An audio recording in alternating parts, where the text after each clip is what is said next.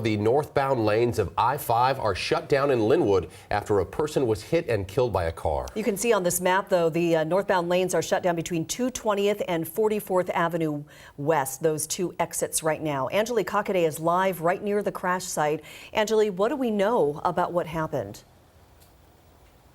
Well, Mimi, at this point, we do know that those first calls started coming in just after midnight on reports of somebody in the roadway. When fire crews arrived shortly after at about 12:45, unfortunately, they did find that pedestrian deceased. So right now, we are just sort of right next to the 44th Avenue exit in the Embassy Suites parking lot. If you're familiar with this area, if you take a look behind me, this is I-5. You can kind of see a little bit of flashing lights up there. It's really difficult to tell. Again, we're in the Embassy Suites parking lot, and there's a lot of bushes and trees. But if you've ever come off of the 44th Avenue exit off of I-5 northbound, you'll sort of know what we're talking about if you're familiar with this area. But listen, the crash happened on I-5 just after the 44th Avenue exit. At this point, there's not a lot of information on the driver, and we've been told by police that this crash is still under investigation.